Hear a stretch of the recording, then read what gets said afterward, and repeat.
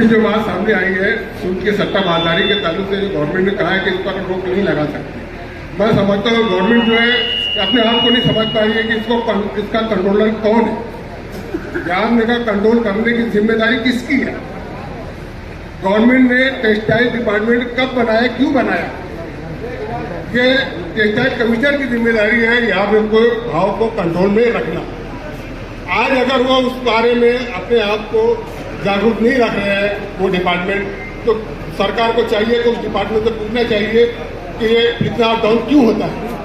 और textile commissioner को हर power loom centre पर कम से कम महीने में एक बार, नहीं तो कम से कम 3 महीने में एक मरतबा विजिट करना चाहिए और जानकारी लेना चाहिए कि वहाँ पे सूद के भाव क्या चल रहे हैं, व्यापारी क्या बेच रहे हैं, और बुनकरों से भी पूछा राय लेना चाहिए। क्योंकि जब इससे पहले जब एनटीसी यूनिट जब फाल था तो उनका जो चेयरमैन दिल्ली में बैठते थे वो हर महीना यहाँ माले आते थे और बाकायदा बुनकरों से और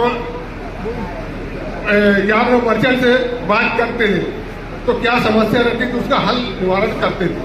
तो आज वही तरीका जो है इनको इनकी जिम्मेदारी है टेक्सटाइल कमिश्नर की कि वो इस बात को अपनी जिम्मेदारी को निभाएं और ये सट्टाबाजी को खत्म करें। इंशाल्लाह ये बात हम रखेंगे। अच्छा, दूसरी बात है, मुझे ये बात बोलना है कि मैं आप लोगों के आने से पहले एक बात रखा था कि पावर लूम के अंदर 27 HP का जो मसला है, 1 HP चलाए या 100 HP चलाए, एक मोटर जब भी चलेगी तो पावर फैक्टर पैदा होगा। 3 फेज का कंजम्पशन जब भी होगा 0.65% पावर फैक्टर रहेगा। अब ये चीज जब 20 किलो वाट पर आता है यानी 27 HP का आता है तो उसको मसला क्यों बना लिया जाता है, तो उस पर पेनल्टी लगा दी जाती है।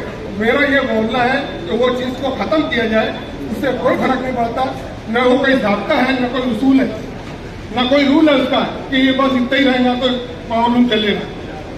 वो चीज को खत्म होना चाहिए और ये जैसे 1 लूम चले या 100 लूम चले, पेनल्टी का सिस्टम खत्म होना चाहिए। देखिए नहीं, केबल सीटर लगाने की बात जो है, केबल सीटर जो लगाने की बात है उसकी भी कोई लिमिट है।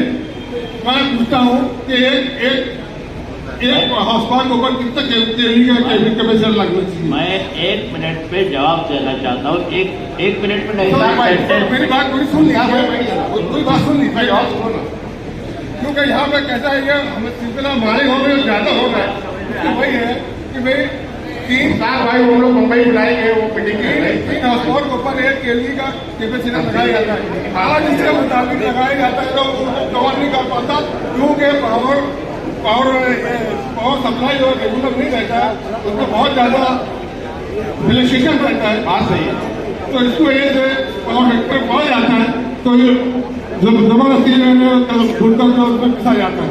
तो वो चीज को खत्म करें, उसको अवॉइड करें। यहाँ पर ज्यादातर 24 और प्लस 2 काली मशीन का रिवाज है और ये लोगों को अक्सर साल में 1-2 मरतबा ये मसला पैदा हो ही जाता है उन लोगों को, तो ये चीज खत्म होना चाहिए।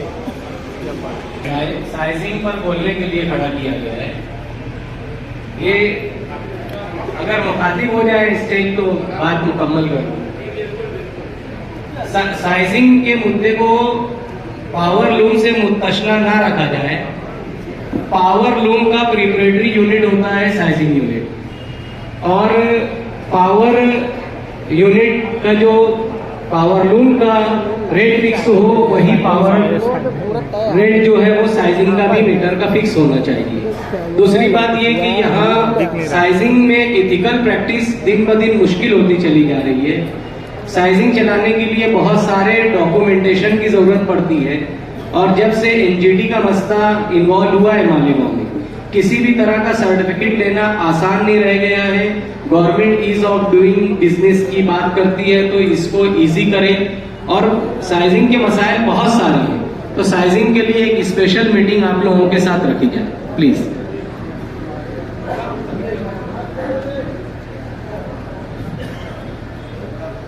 मिलता है उसके ऊपर टैक्स तो माफी रहती थी, यानी उसको टैक्स से मुस्तशना रखा जाता था ताकि ये सनत जो है तो इसको मतलब पता मिले और ये सनत बाकी रहे। तो पीछे रंगीन साड़ी से एलबीटी और जीएसटी जो एक्साइज ड्यूटी को भी यानी मुस्तशना रखा गया था। मालेगांव के जो सनतकार हैं रंगीन साड़ी बनाने वाले, उन्होंने हुकूमत को मुतमिन किया था इस बात पर कि आपके हाथ से चलने वाला कारोबार है, घरेलू रोजगार है, इसलिए इसको एलपीटी से और एक्साइज से मुस्तशना रखा जाए। और किसी हद तक इसमें हम उसका पूरा जिया उसको किस रेट पे लेने वाले हैं, उसका लेने का क्या प्रोसीजर है, इंशाल्लाह मैं सोशल मीडिया के माध्यम से आपको बताऊंगा। एक अहम बात आपने कहा कि जो एलपीटी लग रहा है, जो जीएसटी लग रहा है, एक भाई ने मुझे एक निवेदन दिया इसके ताल्लुक से। इंशाल्लाह नेक्स्ट वीक में फाइनेंस मिनिस्टर को उसका मेरा रिप्रेजेंटेशन जाएगा। जाने के बाद मैं दादा को मुद्दा रखता हूँ तो पीछे पड़ा रहूँगा, क्योंकि उनको जीएसटी काउंसिल में रखना पड़ेगा, लेकिन इतना फॉलो हम लोग कर लेंगे कि जीएसटी काउंसिल तक चला जाए। लेकिन आप लोग भी मेरे ईमेल पे मुझसे रब्ता रखिए, क्योंकि मुझे आज किलो के हिसाब से मसाइल मिले हैं। तो मेरा अपना भिवंडी और फिर मालेगांव के इतने मसाइल, पर ये विषय सॉर्ट आउट करके मैंने बहन से भी कहा है कि जितने सजेशन आए आप एक एक्सेल शीट बना के मुझे दीजिए, जो डुप्लीकेट है उसको थोड़ा सा इधर उधर करके सारे सजेशन कमेटी को गवर्नमेंट को दूंगा जरूर। थोड़ा फॉलोअप लगेगा, इंशाल्लाह जरूर हम लोग उसमें कोशिश करेंगे।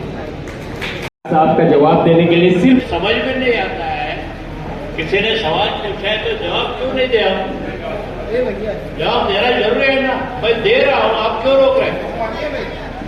देखिए, मैं 2 सेंटेंस बोलना चाहता था, आपकी वजह से 4 हो गए। जरा फिर से मत बोलो मत, तो 6 मत हो। देखिए, 27 HP की जगह 40 HP चाहिए, ये भिवंडी का डिमांड है, मुझे मालूम है। 27 की जगह 50 चाहिए, आपका डिमांड है, मुझे मालूम है। उन्होंने रिकमेंड करता हूँ बोला, बात खत्म हो गई, नंबर 1। और नंबर 2, जो आज का कानून है उस हिसाब से कॉन्ट्रैक्ट डिमांड पेनल्टी आपको लगने ही वाला है। उसके एक से छोड़ के 3 रास्ते हमने आपको बोले हैं, और 3 रास्तों में से एक रास्ता हम स्टडी ग्रुप में भी रिकमेंडेशन कर रहे हैं। तो 3 में से कुछ न कुछ आपको करना पड़ेगा। फिनिश। बहुत शुक्रिया। इसकी वजह से वो आज के प्रोग्राम में हाजिर नहीं हुए, तो उनकी तरफ से जो real power loom owners association है, इसके हम लोग मेंबर हैं, तो ये मेमोरेंडम रईस साहब को दे देता है। ये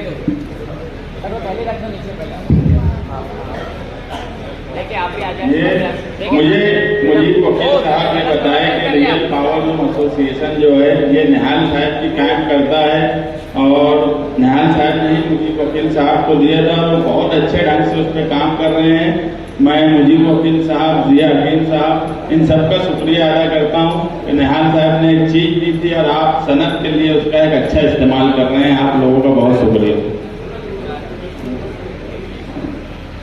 ये गठनी यूनियन की तरफ से कुछ तजावीज़ आई है, तो मैं आप लोगों को बता दूं कि शान हिंद की जानिब से जो कमेटी के सामने मुतालबा किया गया है, उसमें वज़ीर मेहनत के जरिए से वेलफेयर कोर्ट का क्याम का मुतालबा भी किया गया है।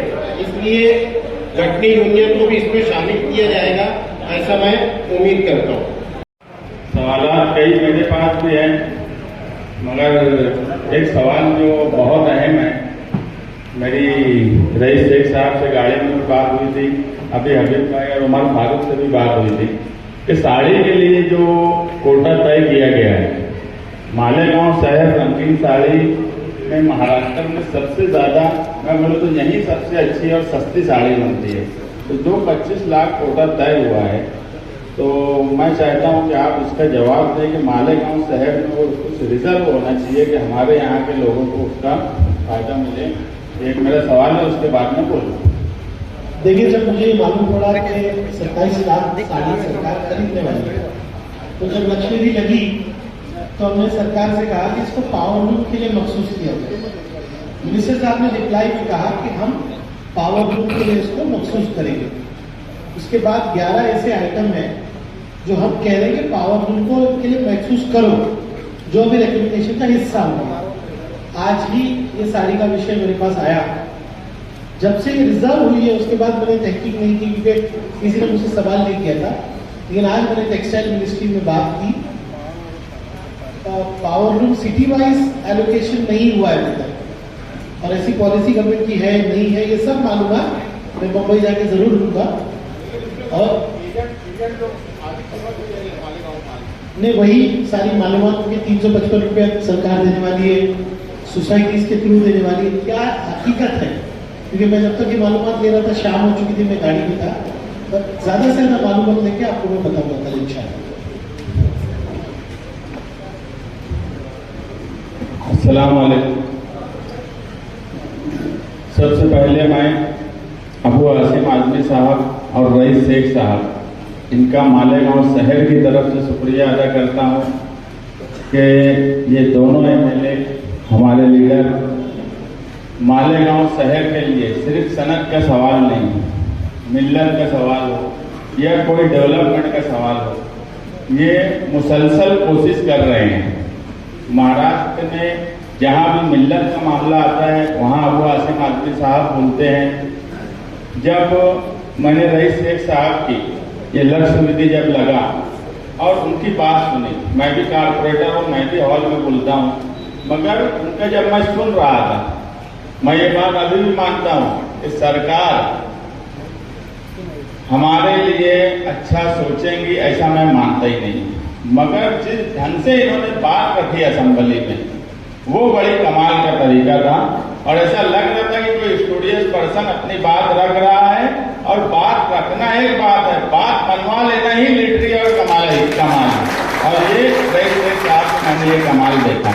बात तो सभी लोग रखते हैं 2 मिनट 1 मिनट, मगर किसी बात पर रिसर्च करके स्टडी करके बात रखना ये तरीका होता है असेंबली में या कोई भी लोकल बॉडीज में जो भी नुमाइंदे हो उनका। मालेगांव शहर में आप आए, आपका जब नोटिफिकेशन निकला, कमेटी बनी, हमने ये लगा कि मालेगांव शहर को इसका फायदा होना चाहिए, इसलिए हमने खास तौर से बुनकरों से मुलाकात का सिलसिला शुरू किया। और आपके सामने ये मिसाल है कि यहाँ पर शहर की एक बड़ी बुनकर हजरात जो पावर लूम से जुड़े हुए हैं वो यहाँ आपके सामने मौजूद हैं। और यही मालेगांव शहर की असल ताकत है, यही मालेगांव शहर को चलाते हैं। मगर ये कभी जो चेहरे मैं यहाँ देख रहा हूँ, ये कभी ऐसे किसी प्रोग्राम में जाते नहीं, ये यहाँ आए, हमें और आपको भी इनका शुक्रिया अदा करना चाहिए। ये ऐसे लोग हैं। अभी हमारे शहर का मसला ऐसा है कि रईस भाई आप कमेटी में हो और मुझे पूरी उम्मीद है कि आप फॉलो अप लेंगे, आप काम करेंगे। वहाँ पर कौन कितना काम करेगा ये नहीं मालूम हमें, मगर आप काम करेंगे ये उम्मीद भी है और अल्लाह पर यकीन है कि आप जरूर काम करेंगे और इस बार कुछ न कुछ पावर लूम सनत का भला होगा।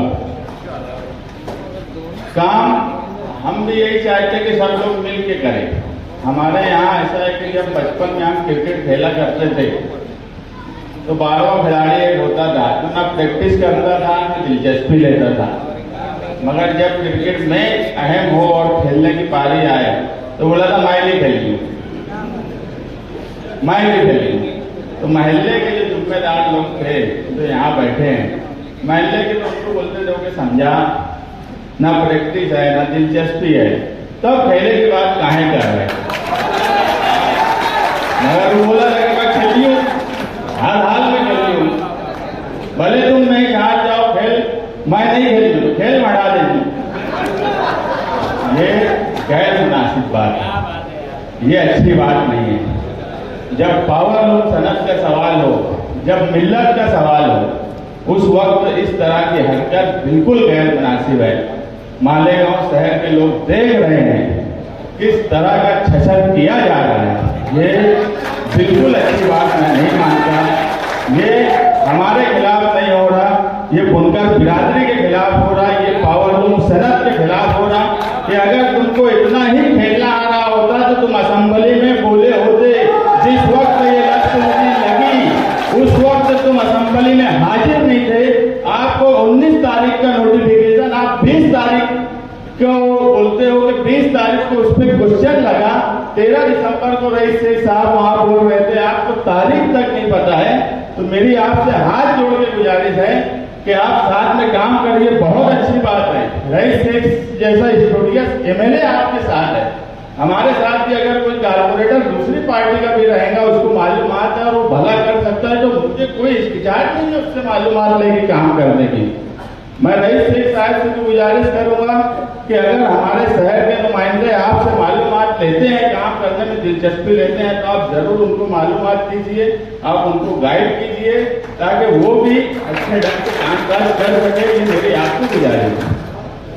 मैं दोबारा यहाँ आए हुए तमाम लोगों का शुक्रिया अदा करता हूँ और मैं यही बोलूँगा कि अगर बुनकर, कारखाना, पावर, मिल्लत के मामले में कोई भी फर्द मैं बढ़ाइए बोलिए तो तुम उसका खेल बढ़ा देना।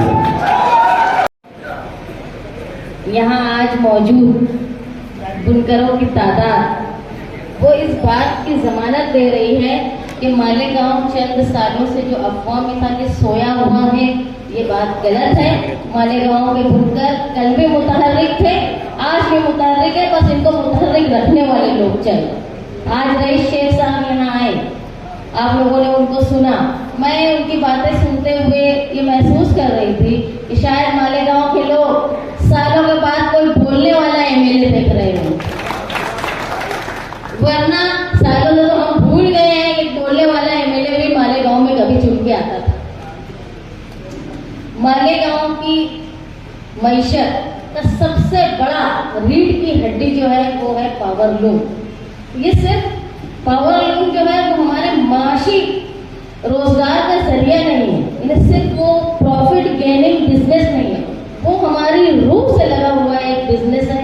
मैं इस बात को मेरे वालिद कहा करते थे साथी निहाल अहमद साहब कि ये शहर ऐसा है कि जहां लोग अपने नाम के साथ अपने कारोबार के सिक्के के नाम से पहचाने जाते हैं। और एक सबसे बड़ी सेकुलरिज्म की बात यह है कि मालेगांव में मुसलमान अक्सरियत में रहने के बाद पावर लूम का कारोबार मुसलमान करता है, लेकिन कभी भी मुसलमान ने अपने सिक्के का नाम अपनी जात और मजहब की बुनियाद पर नहीं रखा। ये सबसे बड़ा सेकुलरिज्म मालेगांव का है। कहीं गांधी, कहीं जनता, कहीं हिंदुस्तान वाला, कहीं शकुंतला, कहीं रेणुका, हमने कभी भी मजहब के नाम पे अपने कारोबार सिक्के का नाम नहीं रखा। हमारे आबा व अजदाद के नाम के अलावा हम हमारे सिक्के के नाम से मालेगांव जाना जाता है, लोगों की पहचान है, ये काबिल तारीफ बात। मालेगांव शहर पारचा काफी से जुड़ा हुआ है, इसकी वजह सिर्फ मालेगांव में है ये नहीं, हमारे आबा और अजदाद जो यूपी से आए। जब मैं बहुत साल पहले मेरे वालिद के साथ यूपी गई बाराबंकी, तो उन्होंने मुझे वहाँ ले जाकर अपने गांव में शहादतगंज में उनका कारोबार जहाँ होता था हाथ से चलने वाला लूम, वो दिखाया और ये बताया कि ये हमारे जुलाहों की इब्तिदाई जिंदगी यहाँ से लूम से, ये हाथ से चलने वाले लूम से शुरू हुई और जो आप पावर लूम पर आकर अब चल रहे। तो ये जो धंधा है, ये बिजनेस है, ये सिर्फ प्रॉफिट और रोजगार के लिए नहीं, ये हमारी रूह से लगा हुआ बिजनेस है। मैं मेरे वालदा के घर, मेरी शादी से पहले जब तक थी, मेरे घर के मेरे रूम के बिल्कुल पीछे कारखाना चलता था। इत्तेफाक से वो कारखाना जुमे के दिन भी बंद नहीं होता था, लेकिन जब ईद की छुट्टियां लगती थी तो कारखाना बंद होता, तो मुझे उलझन होती थी कि आवाज नहीं आती थी, बेचैनी होती थी। उस वक्त मैं पंखा शुरू करती थी, भले सर्दी के दिनों, कि कुछ ना कुछ आवाज आता है, थोड़ा लूम जैसा महसूस। तो ये आदत है हमारे दिलों में, लूम की आवाज धड़कती है, ये मालेगांव की पहचान। यहाँ पावर लूम की सनत मैं मेरे वालिद से सुना करती थी। जब सालों पहले आवामी आवाज अखबार शोरिस्टों ने शुरू किया मालेगांव, उस वक्त कम दाम थे, अखबार में खसारा होता था, यानी अखबार में जो नुकसान होता था उसको पूरा करने के लिए सोशलिस्ट गरीब थे, उनके पास इतना पैसा नहीं था कि अखबार चला हुआ। तो निहाल साहब एमएलए रहते हुए उनके साथी अली अकबर साहब, उनके एक और साथी ज़ैनुल आबिदीन दानिश साहब, ये जुमे के दिन लूम चलाया करते थे ताकि उससे जो इनकम आए, जो पगार आए, उससे उनका अखबार चले। ये ताल्लुक है सियासी समाजी हमारा इस पेशे से। जो यहाँ पुराने लोग होंगे, जैनुल आबदीन दानिश साहब के खानदान के, उनके घर के राजा वर्कर, सोशलिस्ट वर्कर लूम चला के जुमे के दिन वो पगार जमा करके अखबार अपनी पार्टी के तर्जुमान को चलाता था। ये दिली लगाव था इस कारोबार से। मालेगांव शहर में आज हालात ऐसे हो गए हैं कि पावर लूम के ताल्लुक से कोई बोलने वाला नहीं बचा। लेकिन किस्मत से या हालात ऐसे आए कि जब से हमने आँख खोली, मेरे वालिद के बताए हुए सोशलिस्ट नजरियात पर चलते आए। पहले सोशलिस्ट पार्टी थी, फिर प्रजा सोशलिस्ट हुई, फिर वहाँ से जनता पार्टी, वहाँ से जनता दल के बाद जनता दल सेकुलर। लेकिन कभी हमारे ख्वाब ख्याल में नहीं था कि हम लोग कभी पार्टी बदल सकते। लेकिन इत्तेफाक ऐसा हुआ कि हमारा जो सोच थी सेकुलरिज्म की, उसमें देवी गौड़ा साहब ने बीजेपी के साथ पैक्ट कर दिया, जिसमें हमने मजबूरन अपनी पार्टी को तब्दील करने का रास्ता चुना। वजह यह थी कि सियासत, खिदमत खल्क का सबसे बेहतरीन जरिया जो है वो सियासत है। मैं ऐसा मानती हूँ। जहाँ से आप हर तरह की खिदमत कर सकते हो, जिसके किसी कूसे में, किसी शोबे में बंधा हुआ, मेडिकल हेल्प से लेकर आप हर तरह का, जैसे आज हम यहाँ कारोबारी हेल्प का काम कर रहे हैं, हर तरह के शोबे में हम काम कर सकते हैं। उस वक्त आप देख रहे हो शिवसेना के लोग आए, कांग्रेस के, एनसीपी के, तमाम पार्टी के लोगों के साथ हमारा कांटेक्ट हुआ। उन्होंने हमको साथ में जोड़ने की कोशिश, लेकिन हमने उस वक्त ये सोचा कि साथी निहाल अहमद साहब होते तो वो क्या फैसला करते। तो हमारे पुराने लोगों ने जो समझ में आया कि साथी निहाल अहमद समाजवादी सोच के साथ रहे होते, और फिर हमने अबू आसिम आजमी साहब और समाजवादी पार्टी को इसलिए चुना क्योंकि हमारे ख्यालात उनके साथ मिलते थे। लेकिन आज मैं ये मानती हूँ कि ये मालेगांव शहर और हमारी सनत के लिए एक अल्लाह का बहुत बड़ा फैसला था कि तुम्हारे लिए बोलने वाले दो अहवान में मौजूद है। भले ही तुम्हारे यहाँ का नुमाइंदा गूंगा बहरा हो, लेकिन कोई ना कोई मसलहत हो गई। और गलत को गलत मानो। जब तुम सवाल करना बंद कर दोगे तो तुम्हारे ऊपर ना अहल लोग आयत करे जाएंगे, जिस तरह अभी आयत हैं। हर आदमी की एक अलग अलग फैकल्टी होती है। तुम डॉक्टर से वकालत नहीं करवा सकते, वकालत करने वाले से डॉक्टरी नहीं करा सकते। इसलिए हर शोबे में इंसाफ उसके काम और उसके काम आने वाले तरीके से ही देना चाहिए। यहाँ पावर लूम के ताल्लुक से बहुत सारी बातें थी, टेक्निकल बातें। कुछ बातें जो मेरी समझ में आई, लोगों से मशवरे के बाद कई लोगों के पास मैं गई भी थी दावत देने के लिए। उसमें एक बात ये थी कि भाई अब इस वक्त में 24 लूम का कारखाना बनाना ये मुमकिन नहीं है रोजगार के लिए, इसमें कफालत हो नहीं सकती। तो आमतौर पर 96 लूम 97 लूम के लोग कारखाने बनाते हैं, जिसमें शेड में 4-4 मीटर लेना पड़ता है, क्योंकि 27 हाउस पावर की जो एक मियाद रहती है, कैपिंग होती है। इसमें इस मियाद में मैं आप दोनों से रिक्वेस्ट करती हूँ कि जो 27 हाउस पावर की जो एक मियाद तय है, कैपिंग तय, उसमें इजाफा होना चाहिए। कम से कम वो 54 हाउस पावर की होना चाहिए, ताकि जो इजाफी 4-4 मीटरों के जो खर्च आते हैं वो रेंटल उसके बंद हो। ऐसे मालेगांव शहर के लोगों की दरख्वास्त है जो मुझे समझ में आई, मैं आप लोगों को बता रही हूँ। एक बात ये, दूसरा ये कि जो प्लेन पावर लूम है उसको खरीदने के लिए, प्लेन पावर लूम को खरीदने के लिए हुकूमत बिना सूदी कर्ज जो है वो नौजवानों को रोजगार करने के लिए दे, ऐसी मांग भी एक बड़ी है। दूसरा ये कि हर लूम पर कम से कम 25,000 रुपए गवर्नमेंट सूद खरीदने के लिए कर्ज दे 3 साल के लिए बिना सूद के। आप जो अपनी अहवाल बनाएंगे उसमें ये बातों को ऐड करें। एक चीज और समझ में आई कि आर्टिफिशियली सिंडिकेट बनाते हैं व्यापारी, यानी वो तय कर लेते हैं कि इतने में ही कपड़ा खरीदना है। वो आपस में व्हाट्सएप पर या कहीं भी चर्चा करके ये तय कर लेते हैं इतने में इससे महंगा नहीं खरीदना है, और बुनकर मजबूर है उसको हर हफ्ता पगार करनी है। उसके पास इतना पैसा जो है वो स्टॉक में नहीं है कि वो पैसा रोक कर चले, तो वो औने पौने अपने दामों में अपना कपड़ा बेच देता है। जिस तरह आपने ऐवान में कहा रईस शेख साहब, आपने कहा कि काश्तकारी के बाद सबसे बड़ी सनत रोजगार की जो है वो महाराष्ट्र में वो पावर लूम की है।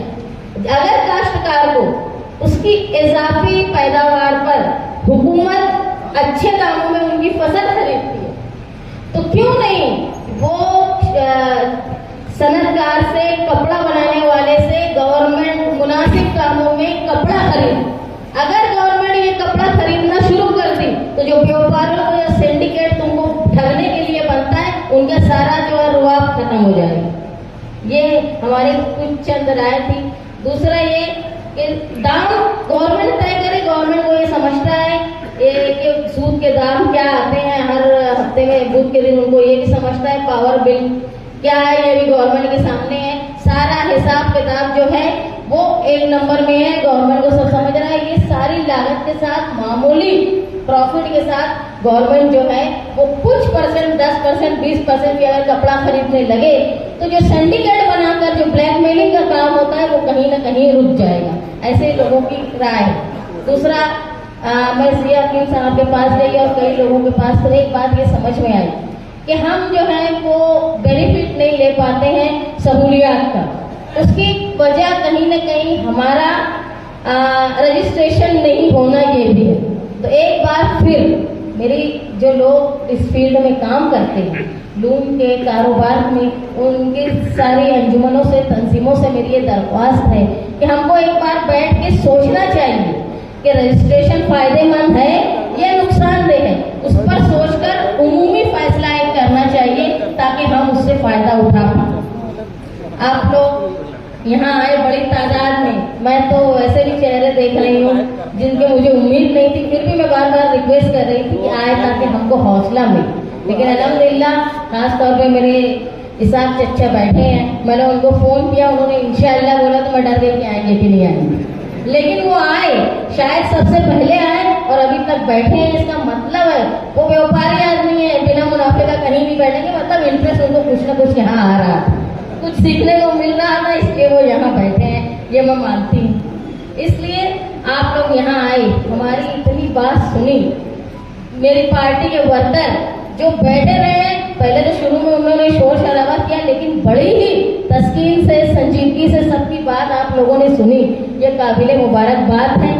आगे भी जहाँ हमारी शहर की बका के लिए, हमारी समाज की बका के लिए, हमारी कारोबार के बका के लिए किसी तरह भी कोशिश करना पड़े, ये निहाली वर्कर हमेशा शहर के साथ रहेंगे। किसी के पास जाना, किसी से माफी मांगना, किसी के पास रिक्वेस्ट करना, इसको हम बुरा नहीं मानते। अगर कोई बड़े हैं और हमको उनके पास जाना पड़े तो शहर के फायदे के लिए हम झुकना भी पसंद करेंगे। ये आप लोगों के जरिए मैं उनको आगाह कर देना चाहती हूँ। आप लोगों ने मुझे सदारत का मौका दिया, मैं शुक्रगुजार हूँ। और जो प्रताप अवाड़े साहब और रईस शेख साहब आए हैं, उनसे मैं दरख्वास्त करती हूँ कि हमारे अवेयरनेस के लिए आप चाहे ऑनलाइन या ऑफलाइन हमको इतला देते रहे। हम लोग हमारे शहर को अवेयरनेस करने के लिए बराबर आप लोगों से कांटेक्ट में रहेंगे और राब्ते का काम करेंगे। आइंदा भी अभी एक प्रोग्राम हमारा हुआ, आगे भी जहाँ जहाँ होगा, जैसे रईस शेख साहब ने बताया कि ये मसाइल इतने ज्यादा है कि ये कमेटी और इसमें नुकूब इतने ही नुक्तों में खत्म हो जाने वाला नहीं है। ये आगे भी चलता रहेगा जब तक हम हमारे अंदर अवेयरनेस रहेगी, हम उसका फायदा उठाते रहेंगे। दूसरे बुनकर, दूसरे समाज के मैं बोलूंगी, वो अमीर से अमीर होते जा रहे हैं और हमारे लोग परेशान है। एक जो अहम बात रईस शेख साहब ने कही कि कर्ज हमको दिया जाए शरई कानून के हिसाब से, क्योंकि महाराष्ट्र में बुनकर जो है, वीवर है, उनकी बड़ी तादाद जो है वो मुसलमानों की है। वो माइनॉरिटी बोल रहे थे, मैं साफ बोल रही हूँ कि मुसलमानों की है जो सूदी कारोबार नहीं करना चाहते। इसलिए ऐसा उनके साथ इंसेंटिव का काम किया जाए, उनको इंसेंटिव मिले ताकि सूदी कारोबार से पाक हमारा बिजनेस रहे, जिसमें बरकत भी है और हमारा दिल भी मुतमईन रहता है। उसके लिए आप कोशिश करें, जहां हमको जरूरत पड़ेगी हम आपका साथ देंगे, और जहां आप हमको बोलेंगे कि हम सड़कों पर आए या तहरीरी तौर पर आपकी मददगार साबित हो, हम जरूर आपकी मदद करेंगे। आप लोगों ने मुझे बोलने का मौका दिया, मैं शुक्रगुजार हूँ। मैं मेरी बहन को पहना के कहूँगा कि आप आइए अभी और पावरलूम वालों की क़यादत करें। आइए। बहुत शुक्रिया। मैं वहीं पर चाहूँ कि एडवोकेट अब्दुल अजीज खान साहब स्टेज पर आ जाएं, साजिदा निहाल अहमद साहिबा आ जाएं और हमारे अब्दुल रशीद सेठ एवले वाला साहब आ जाएं। कोशिश हम लोगों से कि आप आ जाएं। प्रताप उगाड़े साहब, रईस शेख साहब, आप लोग स्टेज पर अल्हम्दुलिल्लाह आ गए। मेरी आवाज़ को लब्बैक कहा। मैं गुजारिश कर रहा हूँ जिया हकीम साहब आप भी आ जाए प्लीज। बोलने को आप सॉरी आपका काम हो गया। थोड़ा सा आप पीछे जाएंगे तो बहुत अच्छा। बस एक मिनट लाइन रुको एक मिनट। भाई इल्मुल हुदा साहब वो भी स्टेज पर आ जाए। बस सर वही रुकना और ये जो लोग आ गए यहाँ पर, ये तमाम पावरलूम बुनकर आजाद जो यहाँ पर तशरीफ फरमा है, उनकी जानिब से नुमाइंदगी करने के लिए उनको यहाँ पर मदद किया गया। वगरना अगर हमारे पास वक्त होता तो हम फर्दन सबको आवाज़ दे करके बुलाते। ये मेमेंटो उगाड़े साहब को पेश करने के लिए ये मेमेंटो जो दिया जा रहा है तमामी बुनकर हजरात की, हम तमाम पूरे शहर की जानिब से रईस शेख साहब को दिया जा रहा है। फिलहाल निसार शेख वाला साहब प्रताप उगाड़ी साहब की खिदमत में मेमेंटो पेश कर रहे हैं। आप तालियों से इनका इस्तेमाल कीजिए। हनीफ चौवाल साहब हैं, मैं उनका भी शुक्रगुजार हूँ और मैं कोई तमीज ना मानते हुए मैं रईस सितारा साहब से गुजारिश करूँगा कि हमारे मेहमान खुशबू रईस शेख साहब को आवाज़। बस मैं ये चाह रहा था कि अल्हम्दुलिल्लाह ये मोमेंटो का जो हिस्सा था। सादा मैडम, शान-ए-हिंद मेरी बहन, शाह गनीवाला साहब, मुस्तकिम डिग्निटी, पावरलूम के एसोसिएशन के जाहिद नकवी साहब, सोहेल करीम साहब, रशीद सेठ, दुनिया से हमारे साथी एडवोकेट अजीम खान साहब, मुश्ताक अंसारी साहब, अमीन पटेल साहब, यूनिटी साहब, तमाम साथी। मालेगांव को एक बहुत अच्छा तारुफ आज मुझे मिल गया। मैं आया था तो मैंने सोचा था कि एक कमेटी के रुकन की हैसियत में मैं यहाँ आ रहा हूँ, लेकिन एक बुनकर का दिल लेके जा रहा हूँ। और मेरी तरबियत टेक्सटाइल इंडस्ट्री के बारे में जब मैं याद रखूँगा कि मेरी तरबियत कैसे हुई, तो मैं बीवीटी के बाद मालेगांव ज़रूर याद रहेगा। आप लोगों ने बहुत मशवरे से नवाजा, सिखाया, आपके दर्द को बताया, लेकिन एक जिम्मेदारी पैदा करता है कि इतना सब सुनने के बाद काम करना जरूरी है और बेहतर तरीके से असेंबली में आपकी आवाज़ उठाएंगे और शिद्दत से उठाएंगे और सरकार से और शिद्दत से लड़ेंगे। लेकिन मैं बहुत उम्मीद रखता हूँ, कुछ खामियां हम में भी हैं, हमारे तरीके में भी। मैंने बहुत कौमें देखी हैं जो अपनी अपनी सनदों के लिए लड़ती हैं, कई कमी हम में भी है, कहीं हमारे अंदाज में भी। हमको भी थोड़ा बदलना होगा। आज डिजिटल ज़माना है, हमको भी मॉडर्न होना पड़ेगा।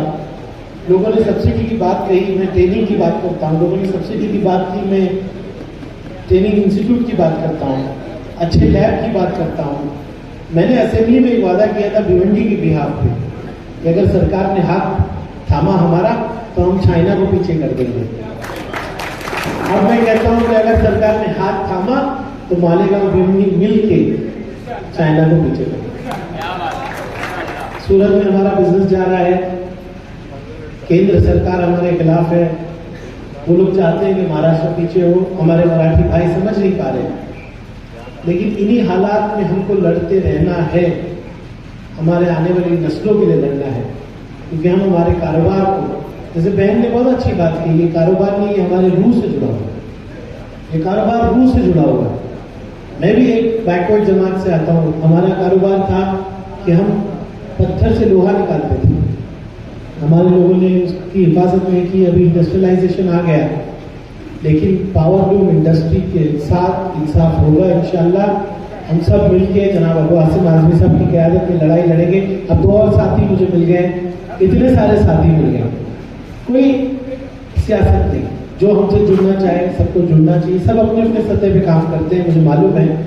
लेकिन हाँ, शिद्दत से जो काम हम लोग कर रहे हैं आज, वो असेंबली में दिखाई दे रहे हैं। बहुत अच्छे मशवरे, बहुत अच्छे तरीके से आप लोगों ने मुझे सिखाया। भिवंडी में हमारी 8 तारीख को मीटिंग है। मैं उस मीटिंग में काफ़ी तैयारी के साथ जाऊँगा और आपसे ये कहूँगा कि आने वाले दिनों में जब जब कमेटी की मीटिंग होगी, जो आपने सिखाया है वो बुनकर दिल जरूर बोलेगा, जरूर बोलेगा। लेकिन नतीजे हमारे हाथ में नहीं है। मैं आसिम भाई मिलकर हम 2 MLA, लेकिन आप सब जो यहाँ पे बैठे हैं ईमानदारी से बताइए, असेंबली में हम अपने इलाकों की नुमाइंदगी का हक अदा करते हैं कि नहीं करते? बस आपकी ये शताई, आपकी मोहब्बतें हमको और ताकत देती है। मालेगांव के मसाइल आसिम भाई हमेशा उठाते हैं, मैं भिवंडी के लिए बोलता हूँ, लेकिन अब मैं भी कोशिश करूंगा कि मालेगांव में जितने मसाइल हैं उस पर हम बोले। पावर लूम महाराष्ट्र में आगे बढ़ेगा तो महाराष्ट्र आगे बढ़ेगा, और मैं मेरे महाराष्ट्र को आगे बढ़ते हुए देखना चाहता हूँ। एक बार फिर आप सबका शुक्रिया। और आज इस बेहतरीन तरीके से जो निज़ाम किया गया, मैं मुस्तकीम साहब को बहुत बहुत तहे दिल से शुक्रिया अदा करूँगा, मेरी बहन का शुक्रिया अदा करूँगा। नए अंदाज में उन्होंने पब्लिक मीटिंग की, आपको बोलने का मौका दिया, आपको सुनने का मौका दिया। आप सब इसी तरह से समाजवादी पार्टी को सपोर्ट करते रहिए। आप सब आए, इसके लिए तहे दिल से बहुत बहुत शुक्रिया। दिया। इसी के साथ मैं माहिर तौलाई प्रताप उगावे साहब, हमारे हरदी अजीज MLA रईस शेख साहब का भी शुक्रिया अदा करता हूँ। और इंशाअल्लाह ये इसी तौर से शुक्रिया अदा करता हूँ कि उनकी मेहनतों के नतीजे में आज ये हमारा जलसा इंतहाई तौक़ों से बढ़कर कामयाबी से हमकिनार हुआ। मैं अल्लाह रब्बुल इज़्ज़त का शुक्र अदा करता हूँ और इस जलसे को अभी खत्म करने का ऐलान करता हूँ। मैं हलीम सिद्दीकी साहब